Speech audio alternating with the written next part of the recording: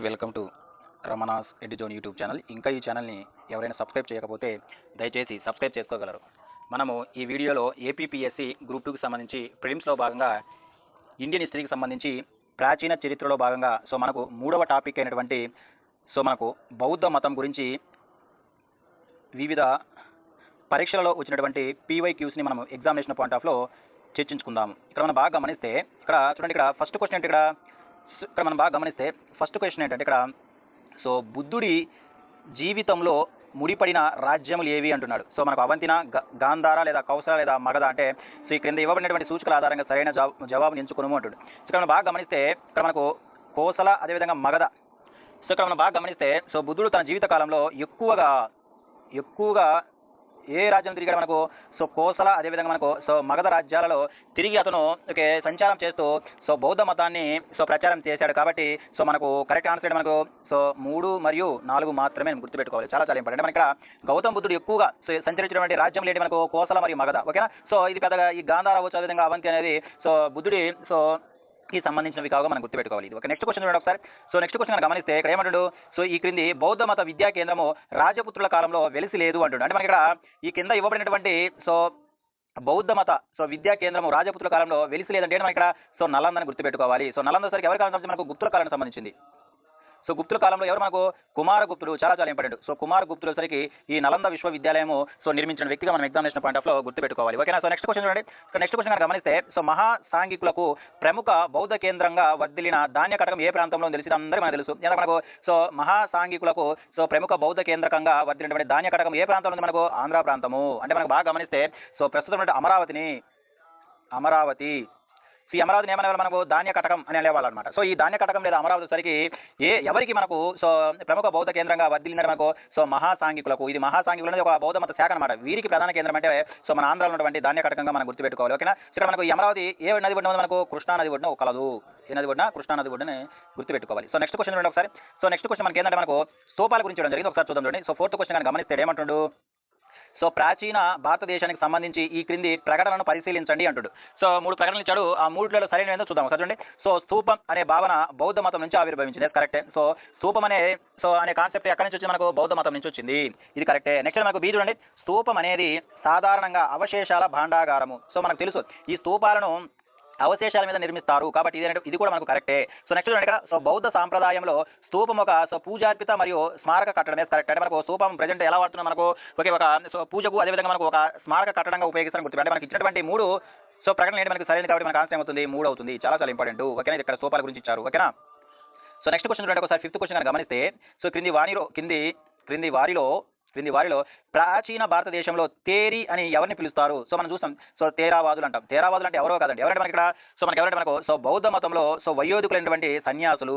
చాలా చాలా ఇంపార్టెంట్. అంటే మనకు బౌద్ధ మతంలో వయోధికులైనటువంటి సన్యాసులు మనం ఏమంటాం మనము తేరి అంటామని గుర్తుపెట్టుకోవాలి. ఓకే. ఇది మనకు తేరికి సంబంధించినటువంటి అర్థం అనమాట. ఎవరు మనకు బౌద్ధ మతంలోనే వయోధికులైనటువంటి సన్యాసులు మనం ఏమంటామంటే మనకు తేరి అంటాము. నెక్స్ట్ క్వశ్చన్ చూడండి. ఇక్కడ మనం నెక్స్ట్ క్వశ్చన్ గమనిస్తే 6th క్వశ్చన్ ఇక్కడ ఏమన్నాడు. 6th క్వశ్చన్ భారతదేశ ప్రాచీన చరిత్రకు పాలీ భాషలోని పవిత్ర బౌద్ధ వాంగ్మండలి 3 పీఠకాలను మిక్కిలి ప్రధాన ఆధారాలు ఈ పీఠికలు ఏవి అంటే మనం బాగా గమనిస్తే మనకు బౌద్ధ మత పవిత్ర గ్రంథాలను ఏమంటాం మనం త్రిపీఠకాలు అంటాం. మనకు త్రిరత్నాలు వచ్చేసరికి మనకు వేరండి. ఇక్కడ మనకు వచ్చేసరికి బౌద్ధ మత పవిత్ర గ్రంథాలను ఏమంటాం మనము త్రిపీఠకాలు అంటాం. అయితే ఈ 3 పీఠకాలు ఏంటి అని అడుగుతున్నాయి మనకు. వినయ పీఠిక, సుత్త పీఠిక, అదేవిధంగా అభిధర్మ పీఠిక. ఈ 3 మనం ఏమంటామంటే త్రిపీఠకాలను గుర్తుపెట్టుకోవాలి. వీటి యొక్క ప్రత్యేకత మనకు బౌద్ధ మతానికి సంబంధించినటువంటి పవిత్రమైనటువంటి గ్రంథాలు అనమాట. ఇక్కడ మనం బాగా గమనిస్తే ఒక్కొక్క పీఠకలో ఒక్కొక్కరు గురించి ఉంటుంది. ఇక్కడ మనం బాగా గమనిస్తే వినయ పీఠిక. వినయ పీఠికలో ఏమంటే మనకు నిబంధనలు ఉంటాయి. మనం ఎలా ఉండాలి, నిబంధనలు లేదా నియమాలు ఉంటాయి, నిబంధనలు. సుత్త పీఠిక మనం గమనిస్తే ఈ సుత్త పీఠికలో ఏమిటంటే బుద్ధుని యొక్క బోధనలు ఉంటాయి. బుద్ధుని యొక్క బోధనలు ఉంటాయి మనకు గుర్తు. నెక్స్ట్ వచ్చరికి అభిధర్మ పీఠిక. ఈ అభిధర్మ పీఠికలు ఏమంటాయి మనకు బౌద్ధ తత్వశాస్త్రం గురించి ఉంటుంది. ఇక్కడ బౌద్ధ తత్వశాస్త్రం గురించి ఉంటుంది. చాలా చాలా ఇంపార్టెంట్ మనకు త్రిపీఠకాలు. త్రిపీఠకాలు మొత్తం మనకు మూడు ఒకటి వినయ పీఠిక, అదే సుత్త పీఠిక, అభిధర్మ పీఠిక. ఇందులో ఏ విషయాలు పొందుపరుస్తారో మనకి ఎగ్జామినేషన్ పాయింట్ ఆఫ్ లో మనం గుర్తుపెట్టుకోవాలి. ఓకేనా. నెక్స్ట్ క్వశ్చన్ చూడండి. నెక్స్ట్ క్వశ్చన్ గమనిస్తే ఉత్తర భారతదేశంలోనే 6 ముఖ్య నగరాలు. చూడండి ఒకసారి సీదా క్వశ్చన్. ఉత్తర భారతదేశంలోనే 6 ముఖ్య నగరాలకు తరచుగా తొలి బౌద్ధ గ్రంథములు పేర్కొంటున్నాయి ఏవి అంటుండ్రు. ఇక్కడ మనం బాగా గమనిస్తే ఇక్కడ మనము ఆప్షన్ 3 అంటే మనకు సాకేత, రాజగృహ, కాశీ, చంప, శ్రావస్తి మరియు ఈ కౌశాంబి ఇవన్నీ కూడా మనకు ఉత్తర భారతదేశంలోనే 6 ముఖ్యమైనటువంటి నగరాలు. ఈ ముఖ్యమైనటువంటి 6 నగరాలు దేనికి సంబంధించి మనకు బౌద్ధ మతానికి సంబంధించిన ముఖ్య నగరాలను మన ఎగ్జామినేషన్ పాయింట్ ఆఫ్ గుర్తుపెట్టుకోవాలి. ఓకే, నెక్స్ట్ క్వశ్చన్ చూడండి. ఇక్కడ నెక్స్ట్ క్వశ్చన్ మనం గమనిస్తే ఇక్కడ చూడండి, ఇక్కడ మన అసలుకి బౌద్ధ చైనా యాత్రికుల గురించి ఇవ్వడం జరిగింది. ఇక్కడ మనం గమనిస్తే ఈ క్రింద చైనా బౌద్ధ యాత్రికులు ఇండియా పర్యటనకు కాలక్రమంగా అమర్చండి అంటాడు. మనకు వచ్చరికి ఒక్కొక్క కాలంలో ఒక్కొక్కరు చైనా నుంచి బౌద్ధ యాత్రికులు మనకు రావడం జరిగింది. వాళ్ళ యొక్క వరుస క్రమాన్ని ఇక్కడ రాయమంటాడు. బాగా గమనిస్తే ఫస్ట్ ఎవరు మనకి ఇచ్చాడు చూడండి, హుయాన్ తాంగ్. హుయాన్ తాంగ్ ఎప్పుడు వచ్చాడు మనకు? హర్షవర్ధన కాలంలో వచ్చాడు. చాలా ఇంపార్టెంట్ మనకు హర్షవర్ధనుడు అంటే మనకు 7వ శతాబ్దము మొదటి కాలంలో వచ్చాడు. 7వ శతాబ్దం మొదటి కాలంలో. నెక్స్ట్ వచ్చేసరికి మనకి ఎవరు? వాంగ్ హుయన్సే. ఈ వాంగ్ హుయన్సే సరికి ఎప్పుడు వచ్చాడంటే మనకు 7వ శతాబ్దం వచ్చేసరికి మధ్యకాలంలో వచ్చాడు. ఇతను కూడా 7వ శతాబ్దంలో, కానీ మధ్యకాలంలో వచ్చాడు. మధ్యకాలంలో అంటే మనకు హర్షవర్ధనుడు మరణించిన తర్వాత వచ్చిన వ్యక్తి మనకి ఎవరంటే వాంగ్ హుయన్సే. నెక్స్ట్ మనకి ఇక్కడ ఇస్తింగ్. ఈయన వచ్చేసరికి ఎప్పుడు వచ్చాడు మనకు? 7వ శతాబ్దం యొక్క చివరి వచ్చాడు. 7వ శతాబ్దం యొక్క చివరను వచ్చిన వ్యక్తి ఎవరు అంటే మనకు చివరి వచ్చిన వ్యక్తి ఎవరు మనకు? ఇస్తింగ్గా మనం గుర్తుపెట్టుకోవాలి. నెక్స్ట్ ఎవరు? ఇక్కడ మనకు పాహియాన్. ఇతను మనకు చాలా ఇంపార్టెంట్. ఇక్కడ భారతదేశానికి మొట్టమొదటిసారి వచ్చినటువంటి చైనా యాత్రికుడు ఎవరు? మనకు పాహియాన్. ఈయన ఎప్పుడు వచ్చాడు మనకు? 5వ శతాబ్దంలో వచ్చాడు. ఎవరి కాలంలో మనకు? రెండవ చంద్రగుప్తుడి కాలంలో మనకు వచ్చాడు. అంటే మనకు సింపుల్ ఇక్కడ ఇంపార్టెంట్ బిట్ ఏంటంటే మనకు భారతదేశానికి మొట్టమొదటిసారి వచ్చినటువంటి చైనా యాత్రికుడు ఎవరంటే మనకు పాహియాన్. ఎవరి కాలం? మనకు రెండవ చంద్రగుప్తుడి కాలంలో వచ్చాడు. ఇప్పుడు మనం చూస్తే ఇక్కడ మనకు ఆన్సర్ ఏమవుతుంది అంటే మనకు మొట్టమొదటి వచ్చిన వ్యక్తి పాహియాన్ డి. నెక్స్ట్ వచ్చిన ఎవరు మనకు? హుయాన్ తాంగ్. నెక్స్ట్ వచ్చిన ఎవరు మనకు? బి. వాంగ్ హుయన్సే. నెక్స్ట్ చిట్ట చివరికి వచ్చిన వ్యక్తి ఎవరు మనకు? ఇస్తింగ్గా మనం గుర్తుపెట్టుకోవాలి. ఇలాంటి క్వశ్చన్స్ కూడా మనకు పడడానికి అవకాశం ఉంటుంది కాబట్టి మనం వీటిపైన కూడా మనం ఫోకస్ చేయాలి. ఓకేనా? నెక్స్ట్ క్వశ్చన్ చూడండి. జాతక కథలు ఏ భాషలో లిఖించబడ్డాయి అంటే మనం జాతక కథలు ఏ భాషలో లిఖించబడ్డాయి అంటే మనం ఇక్కడ బాగా గమనిస్తే అసలు ఏంటి ఈ జాతక కథలు అంటే బుద్ధుని యొక్క పూర్వజన్మల గురించి తెలియజేస్తాయి. మనకు బుద్ధుని యొక్క పూర్వజన్మల గురించి మనకు జన్మల గురించి తెలియజేసేటువంటి కథలు మనం ఏమంటాం? జాతక కథలు అంటాము. ఈ జాతక కథలు ఏ భాషలో రచించడం జరిగింది మనకు? పాలీ భాషలో రాశారు. చాలా ఇంపార్టెంట్. మనకి ఏ భాషలో? పాలీ భాషను గుర్తుపెట్టుకోవాలి. ఓకే, నెక్స్ట్ క్వశ్చన్ చూడండి. ఇక్కడ దేవుని మోరి చూడండి. ఇక్కడ నెక్స్ట్ క్వశ్చన్ చూడండి. ఇక్కడ దేవుని మోరి బౌద్ధ స్తూపము భారతదేశంలోని ఏ ప్రాంతంలో ఉంది అంటే మనకి ఇక్కడ ఒక బౌద్ధ స్తూపం వచ్చి అది ఎక్కడ ఉందని అడుగుతున్నాడు. ఇలాంటి క్వశ్చన్స్ కూడా మనం పడడానికి అవకాశం ఉంటుంది కాబట్టి ఒకసారి చూస్తే దేవుని మోరి అనే బౌద్ధ స్తూపం భారతదేశంలో ఎక్కడ కలదు అంటే మనకు ఎక్కడ ఉంది? మనకు ఉత్తరప్రదేశ్లోని వారణాసి సమీపంలో మనం గుర్తుపెట్టుకోవాలి. ఏంటంటే ఇక్కడ ఆప్షన్ చూస్తే మనకు ఆన్సర్ సరైన ఆన్సర్ మనకు ఉత్తరప్రదేశ్లోనే వారణాసి సమీపంలో ఉన్నటువంటి బౌద్ధ స్తూపమే మనకి ఏంటంటే ఇక్కడ మనకు దేవుని మోరి అని గుర్తుపెట్టుకోవాలి. ఇక్కడ మనం నెక్స్ట్ క్వశ్చన్ చూడండి. ఇక్కడ నెక్స్ట్ క్వశ్చన్ బాగా ఇచ్చాడు చూడండి ఒకసారి. నెక్స్ట్ క్వశ్చన్ ఇక్కడ గమనిస్తే ఏమంటాడు? ఈ క్రింది వాక్యములలో ఏది సరైనది కాదు అంటున్నాడు. ఇక్కడ చూస్తే ఈ క్రింది వాక్యములలో ఏది సరైనది కాదు అంటే సరైనది కానీ మనం గుర్తించాలి. ఇక్కడ చూస్తే సాచార్య నాగార్జునుడు ఇతను మనం ఏమంటాము? ఇండియన్ ఐన్స్టీన్ అంటాము. ఓకేనా? మహాయాన బౌద్ధ మతం నందు మాధ్యమిక సిద్ధాంత సాంప్రదాయాన్ని స్థాపించాడు. అంటే ఇతను స్థాపించినటువంటి సిద్ధాంతం ఏంటి మనకు? మాధ్యమిక సిద్ధాంతం. దీన్ని మనం ఏమంటామంటే శూన్యవాదం అని కూడా అంటాము. ఏమంటామంటే ఇక్కడ శూన్యవాదం అంటాం. అంటే ఈ మాధ్యమిక సిద్ధాంతాన్ని ప్రతిపాదించిన వ్యక్తులు మనకు ఆచార్య నాగార్జునుడు. ఇది కరెక్టే. ఓకే, ఇది కరెక్ట్. నెక్స్ట్ చూడండి ఇక్కడ మైత్రేయనాథుడు మహాయాన బౌద్ధ మతం నందు యోగాచార సిద్ధాంత సాంప్రదాయాన్ని స్థాపించండి. ఇది కూడా కరెక్ట్ అండి. అంటే మనకి ఇక్కడ మాధ్యమిక సిద్ధాంతము అదేవిధంగా మనకు యోగాచార సిద్ధాంతం రెండు కూడా ఏ మహాయాన బౌద్ధ మతానికి సంబంధించిందే. కాబట్టి మనకు యోగాచార సిద్ధాంతానుసరికి మైత్రేయ నాథుడు అయితే మాధ్యమిక లేదా శూన్యవాద సిద్ధాంతాన్ని ప్రతిపాదించిన వ్యక్తులు మనకు ఆచార్య నాగార్జునుడు మనం గుర్తుపెట్టుకోవాలి. ఇది మన తెలుగు వాడుగా మనం గుర్తుపెట్టాలి. ఆంధ్ర ప్రాంతంలో ఉన్నటువంటి వ్యక్తికి మన ఎగ్జామినేషన్ పాయింట్ ఆఫ్ గుర్తుపెట్టుకోవాలి. ఓకే, ఇది కరెక్ట్. నెక్స్ట్ చూడండి ఇక్కడ ఆర్యదేవుడు అదేవిధంగా మనకు బుద్ధ పాలితుడు మహాయాన బౌద్ధంలోనే మాధ్యమిక సిద్ధాంత సాంప్రదాయాన్ని అవలంబించినారు. కరెక్ట్. సరే మనకి ఇక్కడ మనకు మాధ్యమిక వాదాన్ని లేదా మాధ్యమిక సిద్ధాంతం ప్రతిపాదించిన వ్యక్తులు మనకు ఆచార్య నాగార్జునుడు అయితే దాన్ని ఫాలో అయిన వారు ఎవరు? మనకు ఆర్యదేవుడు అదేవిధంగా మనకు బుద్ధ పాలితుడు. ఇది కూడా కరెక్ట్. నెక్స్ట్ మనకు శాంతి దేవుడు మరియు చంద్రకీర్తి మహాయాన బౌద్ధ మతంలోని యోగాచార సిద్ధాంత సాంప్రదాయాలను అవలంబించారు. ఇది రాంగ్ అండి. ఇది రాంగ్. అంటే మనకు వీరు కూడా అంటే మనకు ఎవరు? మనకు ఆర్యదేవుడు బుద్ధ పాలితుడు అదేవిధంగా మనకు శాంతి దేవుడు చంద్రకీర్తి వీళ్ళందరూ కూడా ఎవరిని ఫాలో అయ్యారు? మనకు ఆచార్య నాగార్జునుడు ప్రతిపాదించినటువంటి మాధ్యమిక సిద్ధాంతాన్ని వీళ్ళు కూడా ఫాలో అయ్యారు. మాధ్యమిక సిద్ధాంతాన్ని వీళ్ళు ఫాలో అయ్యారు కాబట్టి మనకి ఇచ్చింది రాంగ్ అనమాట. ఓకే, ఇది మనకు సరైనటువంటి ఆన్సర్ అనమాట. నెక్స్ట్ క్వశ్చన్ చూడండి ఒకసారి. నెక్స్ట్ క్వశ్చన్ ఇస్తే ఇక్కడ ఏంటంటే మనకు బౌద్ధ సంఘ సమావేశాలకు సంబంధించి అమలు చేసిన ప్రదేశాల గురించి మనకు వర్షక్రమం అవడం జరిగింది. ఒకసారి మనం చూద్దాం. చాలా ఇంపార్టెంట్. మనకు బౌద్ధ మహా సంగీతం మనకి ఎన్ని జరిగాయి? మొత్తం 4 జరిగాయి. ఇక్కడ మనం చదవాల్సిందంటే మొత్తం ఎన్ని జరిగాయి? మన 4 జరిగితే ఎవరు నిర్వహించారు, ఎక్కడ నిర్వహించారు, అక్కడ అధ్యక్షత వహించింది ఎవరు? మన ఎగ్జామినేషన్ పాయింట్ ఆఫ్ చక్కగా ఉపయోగించుకోవచ్చు. Very important. ఈ కాన్సెప్ట్ మనకు ఖచ్చితంగా బిట్ వస్తుంది అనమాట. ఇక్కడ మనం బాగా గమనిస్తే ఏమంటారు చూడండి. కింద ఇవ్వబడిన బౌద్ధ సంఘ సమావేశములు జరిగిన ప్రదేశములను క్రమ సంఖ్యలో రాయండి అంటాడు. అంటే మనకు గమనిస్తే ఫస్ట్ రాజగృహ.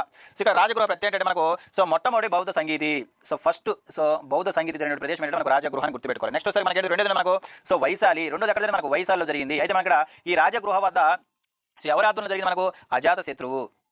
మన తర్వాత చదువుతాం. అజాత శత్రువు ఆధ్వర్యంలో జరుగుతుంది. నెక్స్ట్ రెండోది ఎక్కడ జరుగుతుంది? మనకు వైశాలి. ఈ వైశాలి వచ్చేసరికి ఎవరి కాలం జరుగుతుంది? మనకు కాల అశోకుడు కాలం జరుగుతుంది. నెక్స్ట్ వచ్చరికి మూడోది ఎక్కడ జరుగుతుంది? మనకి ఇక్కడ మూడోది వచ్చరికి మనకు పారళీపుత్రులో జరుగుతుంది. ఎవరి ఆధ్వర్యంలో? మనకు అశోకుడు. అశోకుడు ఆధ్వర్యంలో గుర్తుంది. నాలుగోది మనకి ఏంటి? మనకి ఇక్కడ కనిష్కుని కాలంలో ఎక్కడ మనకు కుందలవనము సో కుందల జరిగింది. అంటే ఇప్పుడు మనం బాగా గమనిస్తే సో ఫస్ట్ ఆన్సర్ ఏమవుతుంది చూడండి. ఇక్కడ ఫస్ట్ ఏంటి మనకు ఏ, సో నెక్స్ట్ మనకు డి, నెక్స్ట్ మనకు C, next B. Correct answer మనకు ఆప్షన్ 4గా మనం గుర్తుపెట్టుకోవాలి. ఓకేనా. ఇక్కడ మనకు నెక్స్ట్ క్వశ్చన్ చూడండి ఒకసారి. నెక్స్ట్ క్వశ్చన్ కానీ గమనిస్తే సో 13వ క్వశ్చన్ ఏమంటాడు ఇక్కడ.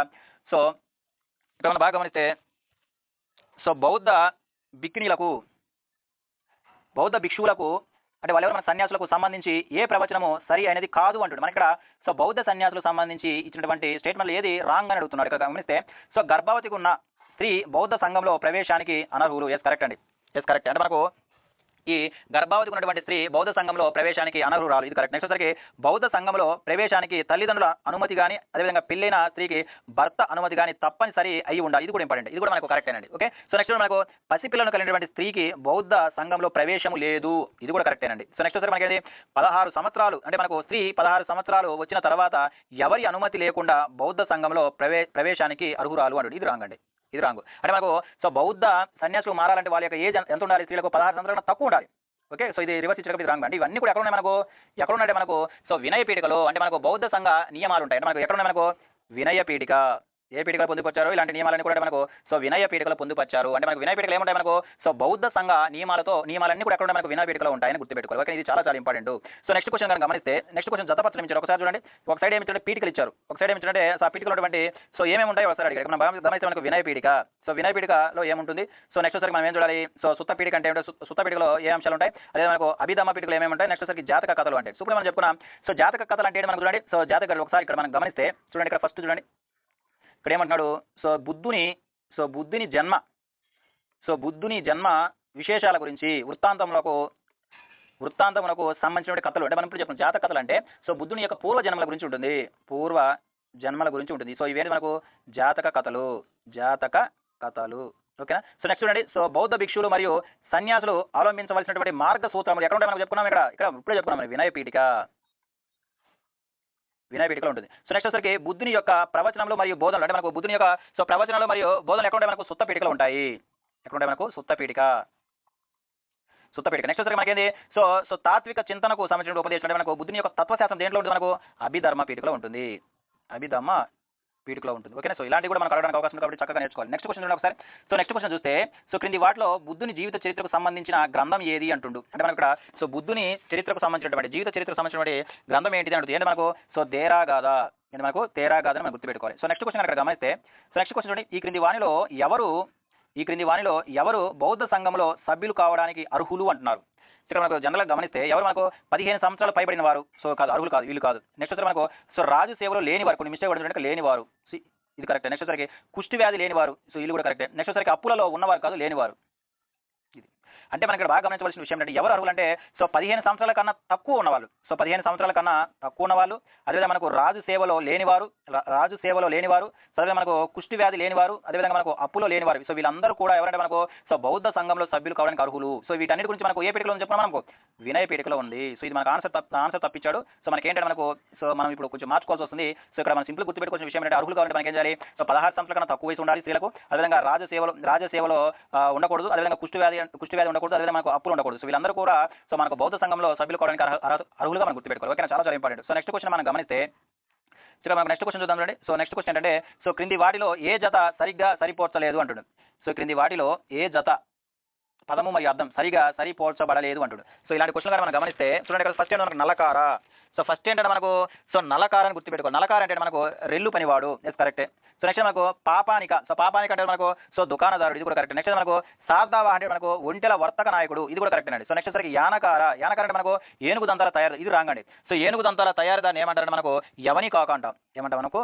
యవని కాక అంటాం. సో కాబట్టి ఇది సరికాని జతగా మనం గుర్తుపెట్టుకోవాలి. సో నెక్స్ట్ మనం జైన మతాన్ని గురించి ఈ క్వశ్చన్ తర్వాత చూద్దాం. సో నెక్స్ట్ కానీ గమనిస్తే 20 క్వశ్చన్ ఒకసారి చూడండి.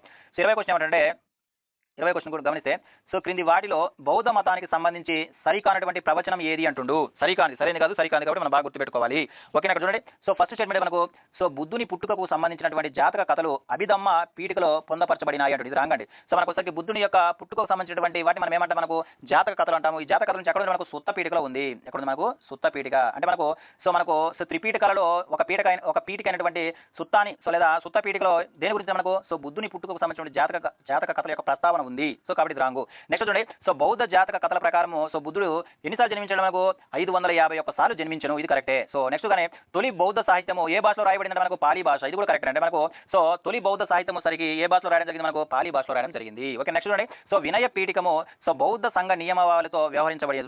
ఇది మనం చెప్పుకున్నాం. మనకు సో బౌద్ధ సంఘానికి సంబంధించిన నియమాలు లేదా నిబంధనలు ఎక్కడ ఉంటాయి, మనకు సో వినయ పీఠికలు ఉంటాయని మనం గుర్తుపెట్టుకోవాలి. అంటే మనకు సరైన ఆన్సర్ మనకి ఇక్కడ అంటే మనకు సో ఇక్కడ జాతక కథల గురించి మనకు సుత్త అని పీఠిక లేదా సుత్త పీఠికలు ఉన్నట్లు మనం ఎగ్జామినేషన్ పాయింట్ ఆఫ్ వ్యూ గుర్తుపెట్టుకోవాలి. మనకు సరిగా అనేది మనకు ఫస్ట్ ది. ఓకేనా, చాలా చాలా ఇంపార్టెంట్ అండి. సో నెక్స్ట్ క్వశ్చన్ చూడండి, సో మనకు ఒకసారి అసెషన్ రీజన్ టైప్ ఇచ్చడం ఒకసారి చూద్దాం. ఇక్కడ ఏమంటుండే, సో ప్రతిపాదన ఏమంటే మనకు సో ఓకే స్వీయ క్రమశిక్షణ ధ్యానముతో ఎవరైనా ముక్తిని పొందగలరు అని హీనయానులు భావించారు. సో మనం చూస్తే ఒకసారి బాగా గమనిస్తే మనకు సో బౌద్ధ సంగీతంలో సో బౌద్ధంలో 2 శాఖలు ఉంటాయి. మనకు హీనయానులు, ఇంకోటి మహాయానులు. సో ఇక్కడ మనం బాగా గమనిస్తే ఈ హీనయానులు సరికి స్వీయ క్రమశిక్షణ అదేవిధంగా మనకు ధ్యానముతో ఎవరైనా ముక్తి పొందగలరని నమ్ముతారు. కరెక్ట్, ఇది కరెక్టే. సో నెక్స్ట్ ఇక్కడ మనం గమనిస్తే కారణం ఏంటి, సో బుద్ధుని యొక్క సహకారము మరియు అనుగ్రహంతో అందరూ ముక్తిని పొందగలరు అని ఎవరు భావిస్తారు, మనకు మహాయానులు భావిస్తారు. అంటే వీళ్ళేమో ఒక సిద్ధాంతం ఫాలో అవుతారు. ఇది రెండు కరెక్టే, కానీ దీనికి లింక్ లేదు. అంటే మనకు ఆన్సర్ ఏమవుతుంది, మనకు ఆన్సర్ సరికి మనకు సెకండ్ ఆప్షన్. అంటే మనకు ఓకే ఏ మరియు ఆర్ అనేది 2 కరెక్టే, కానీ సో ఏ మరియు ఆర్ అనేది 2 సత్యం, మరియు సో ఏకి సార్ అనేది సరైన వివరణ కాదు. అంటే మనం బాగా గుర్తుపెట్టుకోవాల్సిన విషయం ఏంటంటే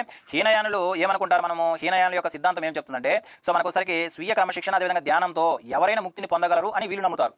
సో ఈ మహాయానులు ఏంటంటే మనకు విముక్తి పొందాలంటే ముక్తి పొందాలంటే ఖచ్చితంగా బుద్ధుని యొక్క సహకారం అదేవిధంగా అనుగ్రహం ఉండాలని నమ్మేవారు మనకు సో మహాయానులుగా మనం గుర్తుపెట్టుకోవాలి. ఓకే, చాలా చాలా ఇంపార్టెంట్ డెఫినేషన్. నెక్స్ట్ క్వశ్చన్ చూడండి, సో నెక్స్ట్ క్వశ్చన్ ఒకసారి మనం గమనిస్తే సో ఇక్కడ ఏమన్నాడు చూడండి, సో నెక్స్ట్ క్వశ్చన్ మనకు సో బౌద్ధ మత సాంప్రదాయంలో స్తూపము ప్రత్యేకతను కలిగి ఉంది.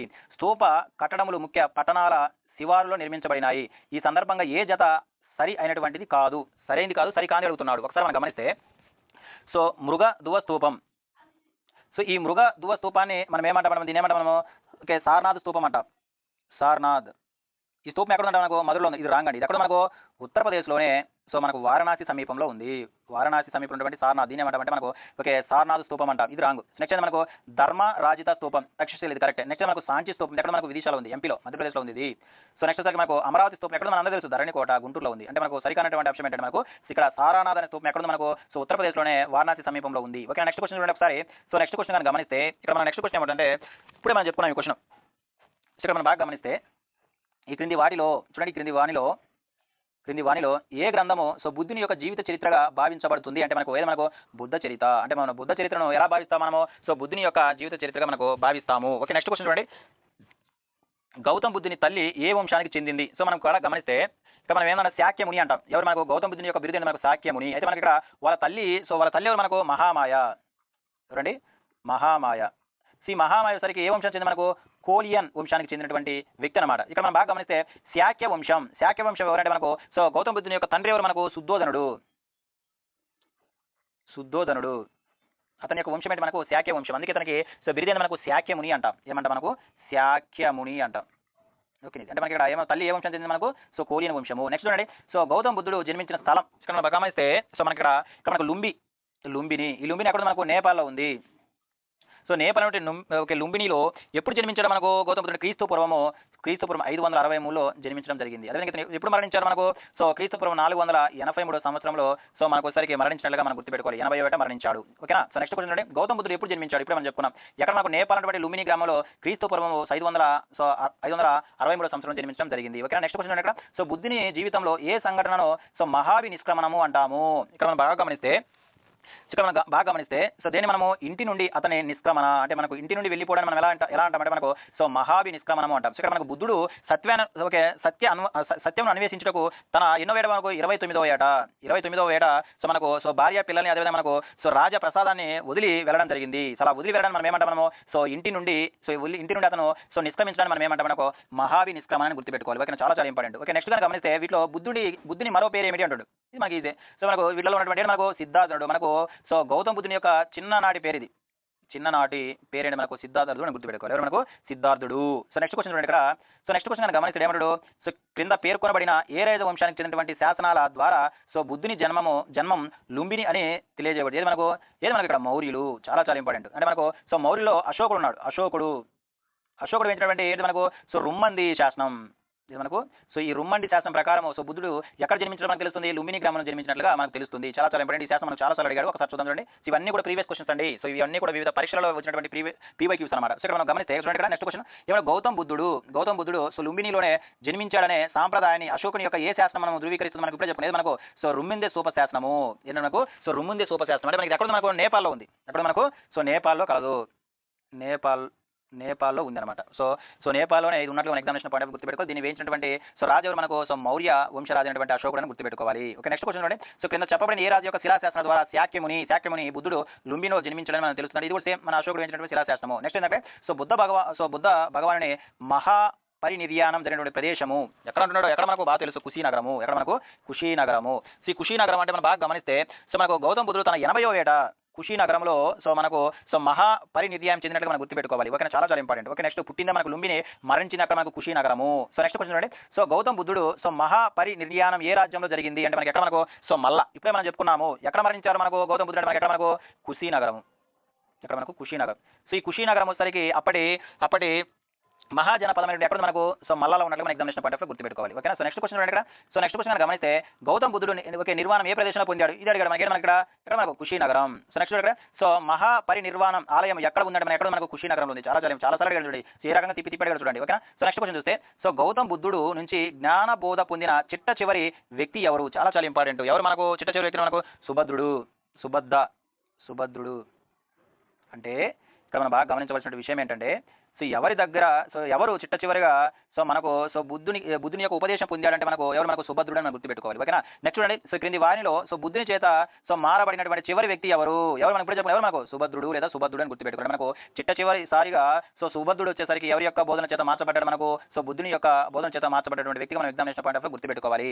సో నెక్స్ట్ క్వశ్చన్ చూడండి. సో బుద్ధుడు తన జీవితంలో చివరి వర్షాకాలంలో ఎక్కడ నివసించాడు. ఇక్కడ మనకు కుశీనగరంలో మరణించక ముందు అంటే మన కుశీనగరానికి రాకముందు అతను ఎక్కడ ఉన్నాడు మనకు వైశాలి నగరం ఉన్నట్లు మనం గుర్తుపెట్టుకోవాలి. చాలా చాలా ఇంపార్టెంట్. మనకు మహాపరినిర్వాణానికి ముందు బుద్ధుడు వైశాలి నగరంలో గడిపాడు. ఎక్కడ గడిపాడు మనకు సో వైశాలి నగరంలో గడిపినట్లు మన ఎగ్జామినేషన్ పాయింట్ ఆఫ్ లో గుర్తుపెట్టుకోవాలి. ఇక్కడ నెక్స్ట్ క్వశ్చన్ మనం గమనిస్తే ఇక్కడ నెక్స్ట్ చూడండి ఒకసారి 39 క్వశ్చన్ చూద్దాం చూడండి. సో ఈ 39 క్వశ్చన్ ఏం చెప్తుందంటే 39 ఇక్కడ మనం బాగా గమనిస్తే బౌద్ధ మతంలో సో నిర్వాణం యొక్క భావనకు ఉత్తమంగా వివరించేది క్రింది వాటిలో ఏదంటే మనకు సో కోరిక అనే జ్వాలను నశించడము.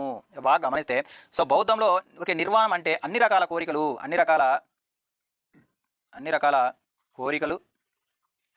అజ్ఞానం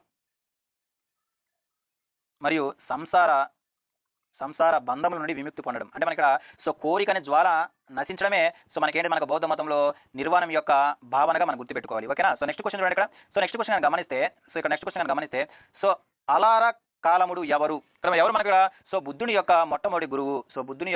మొట్టమొదటి గురువు ఎవరయ్యా అంటే ఎవరు మనకి ఇక్కడ సో ఆలర కాలంలో గుర్తుపెట్టుకోవాలి. ఇవి మనకు సో బౌద్ధ మతం మీద గతంలో అడిగినటువంటి సో ప్రీవియస్ క్వశ్చన్లు. సో వచ్చే వీడియోలో దీనికి సంబంధించిన మరికొన్ని ప్రశ్నల గురించి మనం ఎగ్జామినేషన్ పాయింట్ ఆఫ్ లో చర్చించుకుందాము. ఇంతవరకు చూసినందుకు ధన్యవాదాలు.